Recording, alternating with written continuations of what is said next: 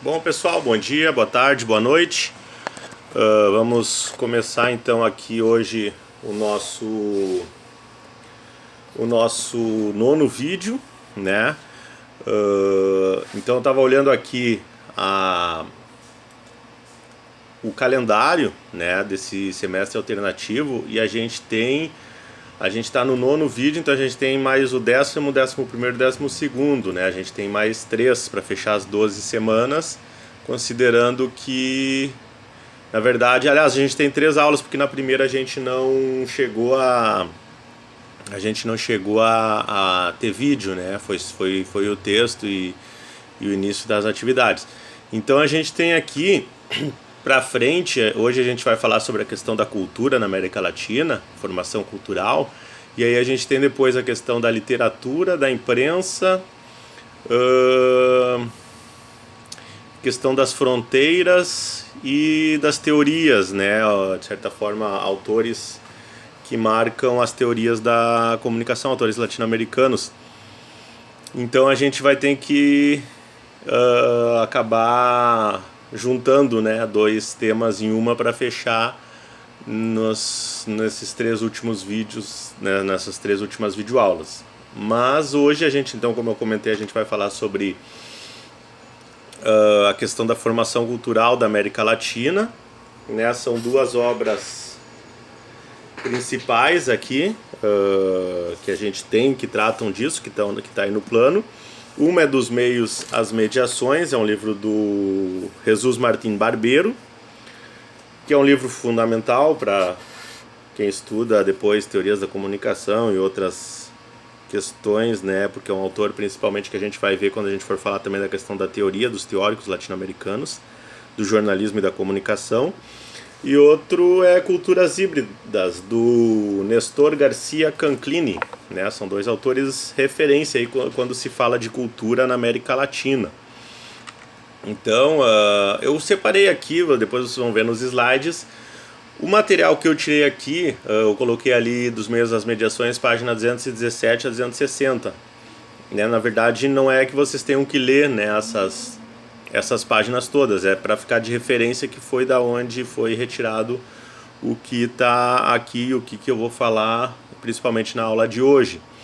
Mas se alguém tiver interesse, eu posso depois disponibilizar, né,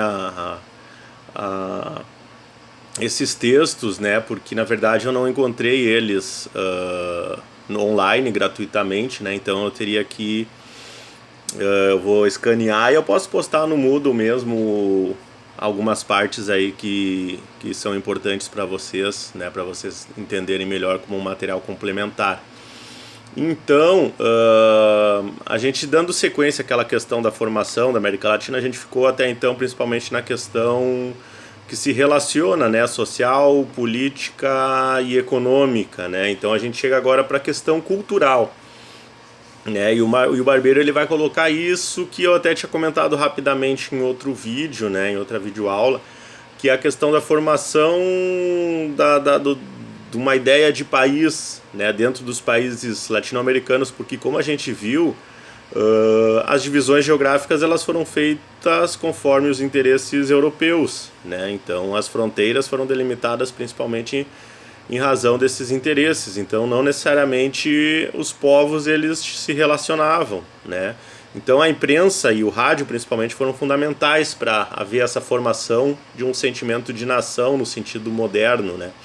Quer dizer, do Brasil ser, por exemplo, um país em que vai se pensar no brasileiro desde o sujeito que nasce na região norte, no Acre, enfim, qualquer estado do norte, quanto aqui no sul, Rio Grande do Sul, passando também aí pelo Nordeste, Centro-Oeste, enfim, todas as regiões. Então, o rádio e a imprensa vão ser fundamentais para se criar essa ideia de país, né? De que, por exemplo, o Brasil não, naquele momento não era só a capital, né? Ou, no caso, primeiro Salvador, depois Rio de Janeiro, e principalmente também São Paulo, pela questão da sua importância econômica e tudo mais.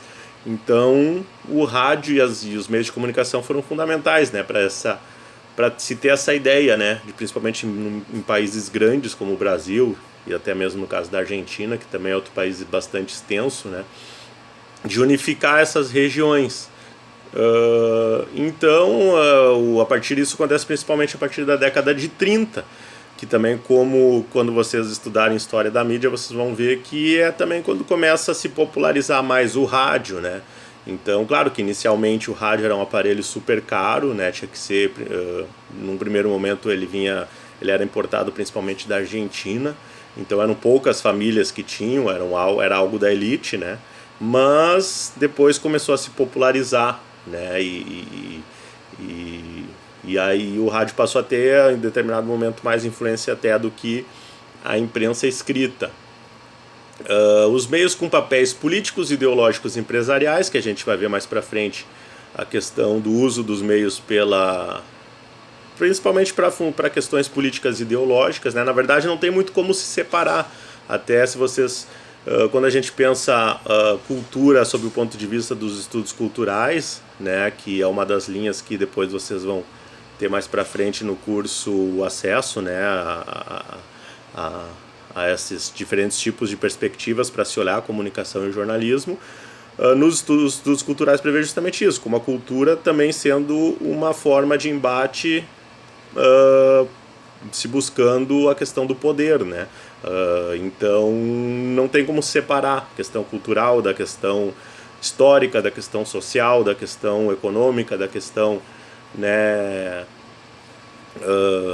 enfim, educacional e tudo mais.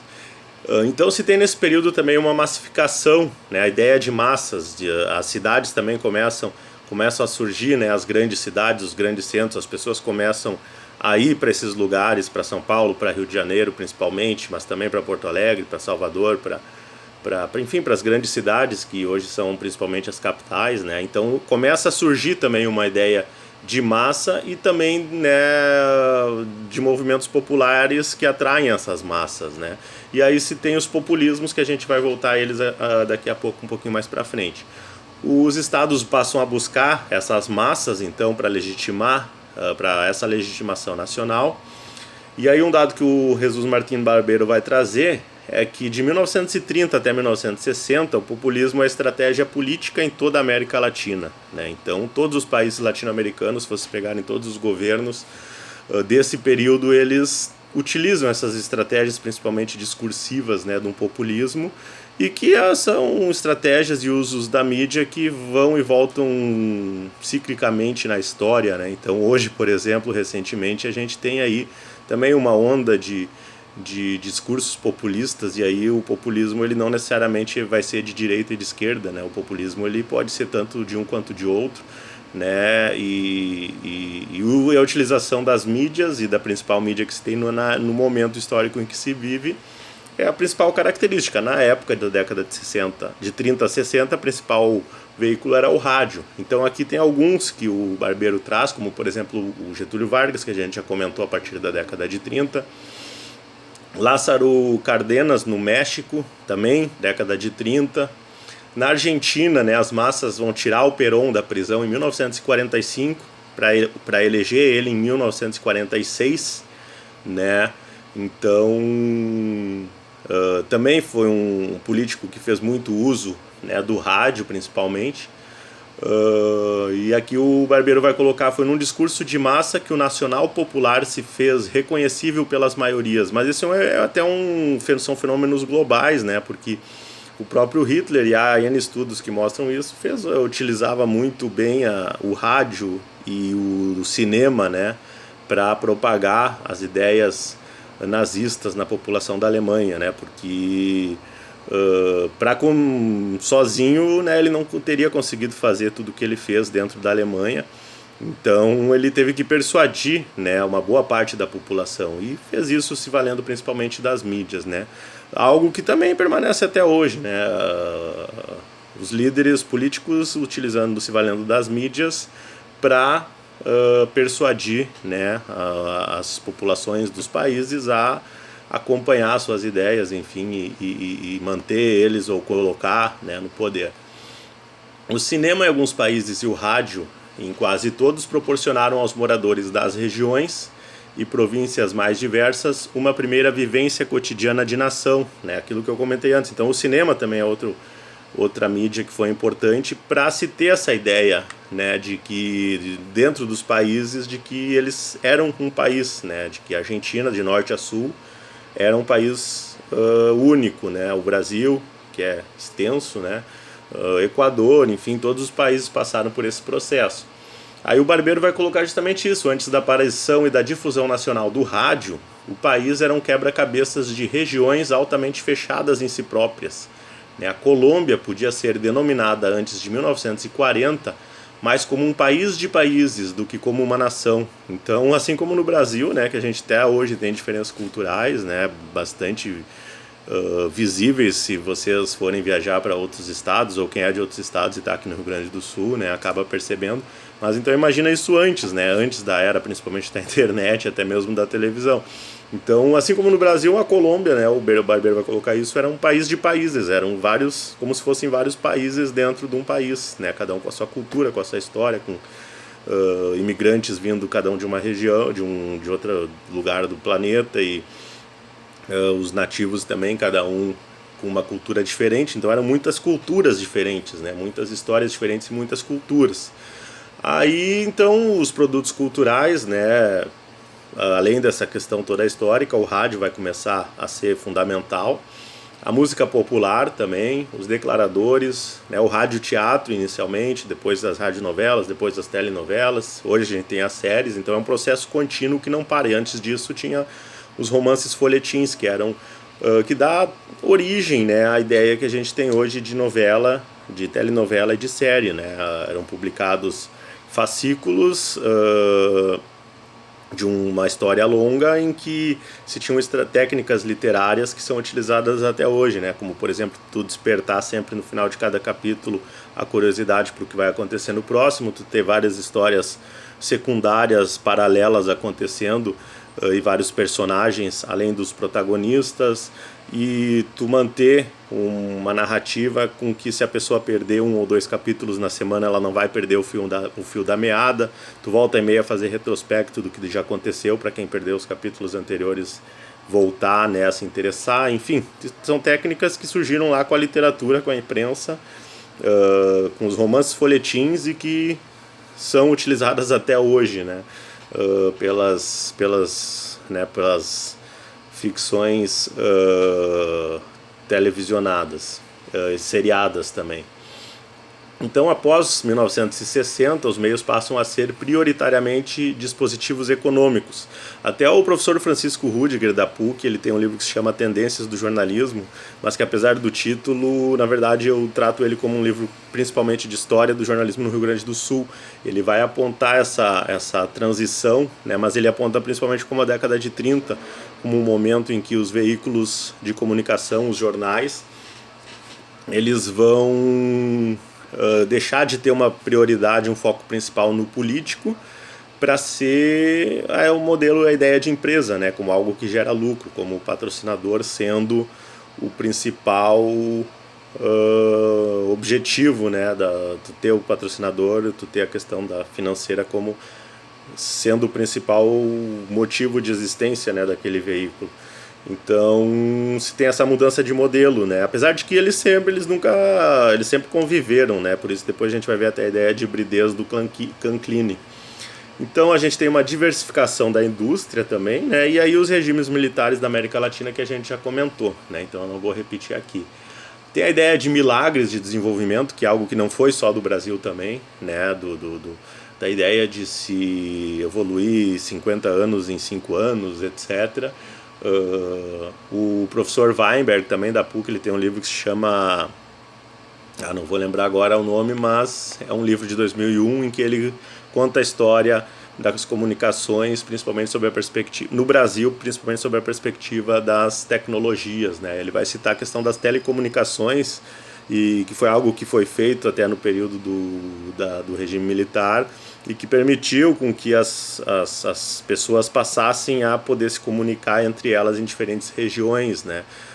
Foi quando se deixou do sujeito ter que ir para uma central de telefone para pedir para telefonista ligar, tudo aquilo que a gente vê em filmes, né, principalmente americanos, que é quando isso chega no Brasil, né, e começa a se ter essa comunicação e se ter o aparelho, as pessoas terem o aparelho de telefone dentro das suas casas e que elas começam a telefonar diretamente sem a intervenção de uma telefonista, né. Então a criação da Embratel em 1970, no caso do Brasil, né, uma tentativa também, mas aí não só no caso do Brasil, mas em todos, e essa da Embratel também aconteceu nos outros países, né, uns antes, uns depois, né, da América Latina. E essa tentativa de se criar um sentimento de orgulho nacional, isso em todos os países, né? Não é algo exclusivo do Brasil, dos anos, principalmente do regime militar. É algo que aconteceu na Venezuela, aconteceu na Argentina, aconteceu no Paraguai, aconteceu em todos os lugares, e o Barbeiro vai trazer isso, né? A massificação da cultura, mesmo quando não há massas, né? Então, que é, na verdade, tu levar a cultura de massas para pessoas que às vezes moram numa fazenda, no campo, em cidades pequenas, que vão ter o mesmo acesso. Quer dizer, a novela pode retratar um drama que acontece lá no Rio de Janeiro, um centro totalmente urbano, mas o sujeito que mora em Alecrim, aqui no Rio Grande do Sul, ou em qualquer cidade pequena, ou morar no campo, ele vai consumir esse mesmo produto, mesmo que ele nunca tenha ido, né, para uma metrópole. Então, a forte influência da televisão, né, a partir do momento que se tem a televisão e se populariza a televisão passa a ser o principal difusor, né, da cultura. A televisão como absorvendo essas diferenças, né, quer dizer, o sujeito no Acre, ou no Amazonas, ou no Tocantins, o carioca, cada um com seu sotaque, o Rio Grande do Sul, Paraná, né, mas todos assistindo o mesmo produto, né? Então ali está sendo minimizadas e absorvidas essas diferenças culturais, né? Tá todo mundo vendo o mesmo ator falando do mesmo jeito, né? Então até quem trabalhou e trabalha na Globo, pode ser até aqui na RBS mesmo, né? Se tem essa, e outras emissoras também que são rede nacional, cada uma tem seu estilo, seu manual para evitar com que os repórteres, por exemplo, falem com sotaque, né? Tenta-se criar um sotaque único, assim, algo neutro, né? Que não vai chamar a atenção de quem vê tanto no norte quanto no sul do estado, apesar de serem sotaques bem diferentes. Então, se tem essa neutralização, né, dessas questões culturais.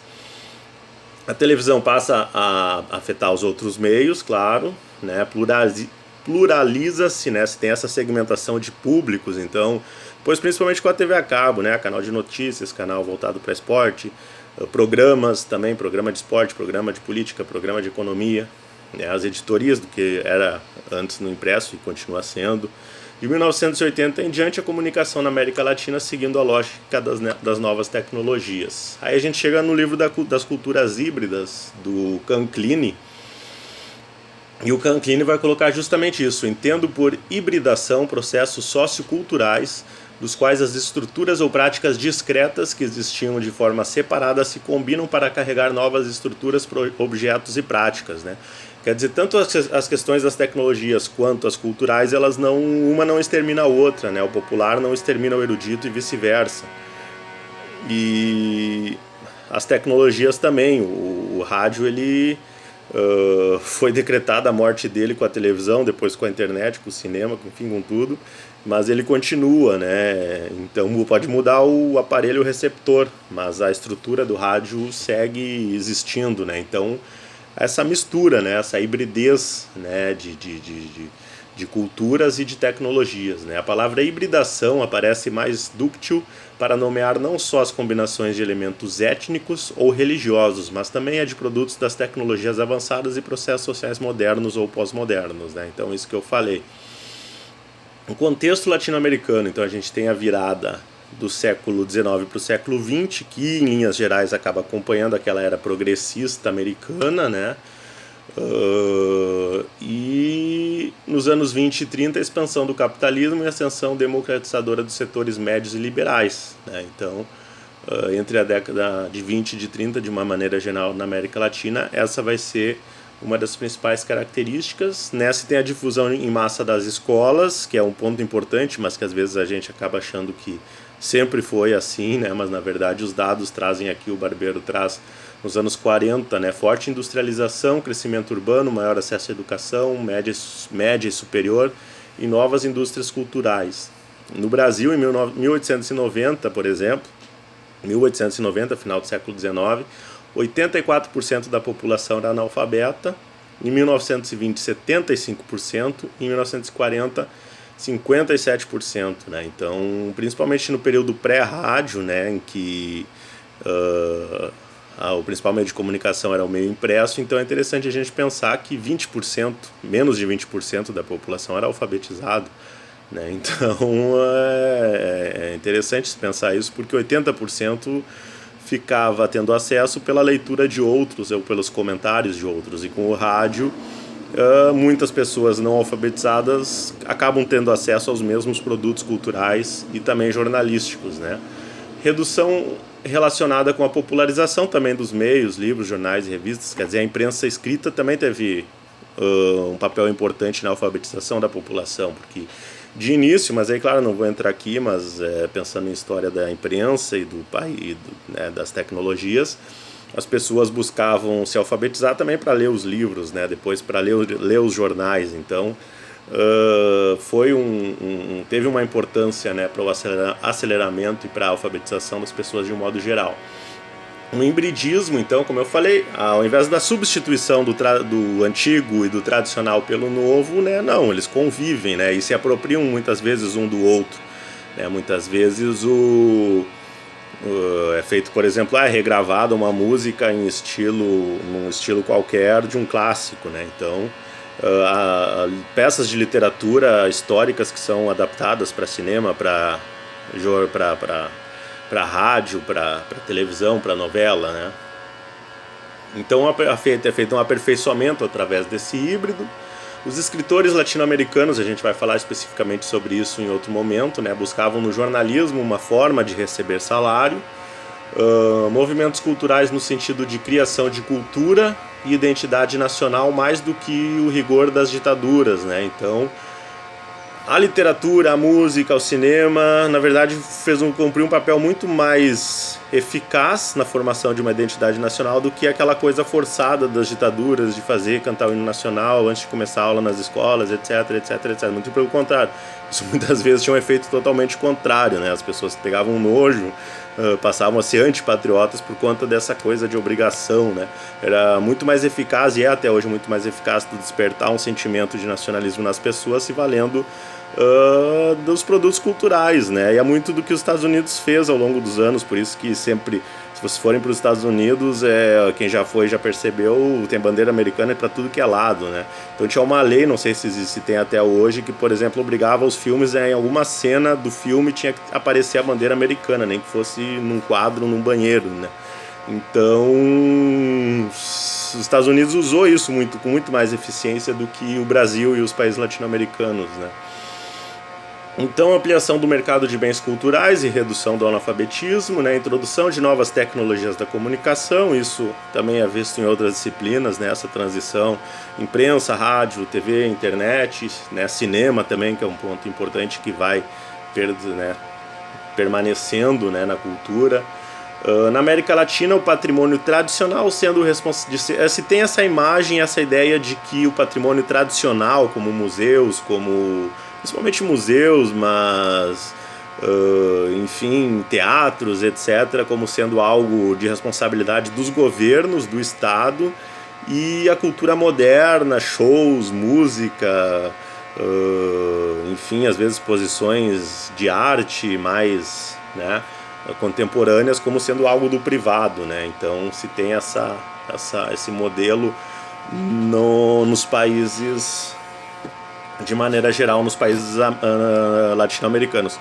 Então, com esse barulho chato aqui, que é uma obra que está aqui perto, é o preço que se paga, né, por fazer aquilo. Eu fiquei esperando bastante tempo para não atrasar muito, mas desisti porque está desde manhã, né, esse barulho.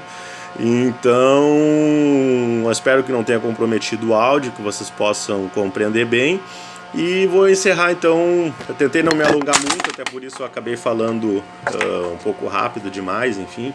Mas aproveitar que sobrou aí esse minutinho para indicar para vocês também uma série que foi disponibilizada na Netflix, acho que há pouco tempo, há 2, 3 semanas atrás, e que repercutiu bastante e que está repercutindo, né?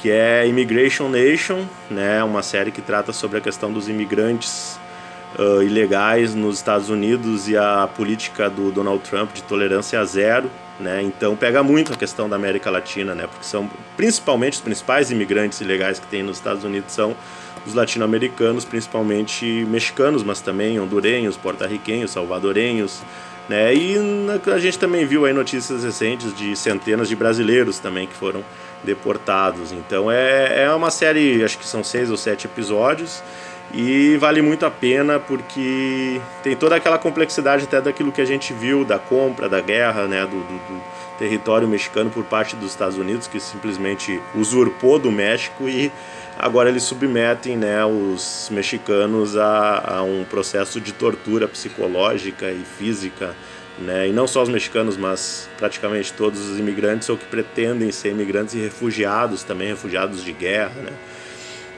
Então vale a pena ver essa série documental que está na Netflix, Immigration Nation, e porque aborda muito do que a gente está falando aqui, né, das diferenças sociais de criação, etc. Mas hoje, né, como que tudo isso que a gente viu até agora, como que implica quando tem esse confronto dos países colonizadores, e o caso dos Estados Unidos, que é um modelo de colonizado, mas com uma política de imigração, de colonização e não de exploração, quando isso entra em conflito e confronto com a nossa cultura de países latinos, que é uma cultura de países que foram colonizados a partir da perspectiva da exploração total, né, tanto de terra quanto de material humano. Só para contar uma rapidinho que tem na série, é um caso de trabalhadores que são contratados para reconstruir cidades que foram atingidas por furacões nos Estados Unidos, e esses trabalhadores trabalham 2, 3, 4, 5, 6 meses, e quando terminam o trabalho, o empreiteiro lá simplesmente dizia que não ia pagar, porque e dizia: vão procurar a justiça, né? Porque se vocês procurarem a justiça, vocês vão ser deportados. Então é o uso do trabalho escravo, né? Simplesmente ele contratou, entre aspas, esses trabalhadores e não pagou, né? Eles trabalharam de graça e foram chantageados, né? Essa é um dos episódios, né, que trata dessa questão, além das questões principalmente que envolvem crianças, que eu acho que é o que mais repercutiu e é o que mais está repercutindo. Enfim, prisão, né, de crianças, soldados andando com metralhadoras e a criança de 4 anos caminhando de braço erguido, né, coisas que chocaram, né, boa parte da população, não todos, infelizmente. Mas enfim, vamos encerrando então essa aula de hoje, e na semana que vem a gente dá sequência, né, com as nossas aulas à distância. Um abraço a todos e boa semana.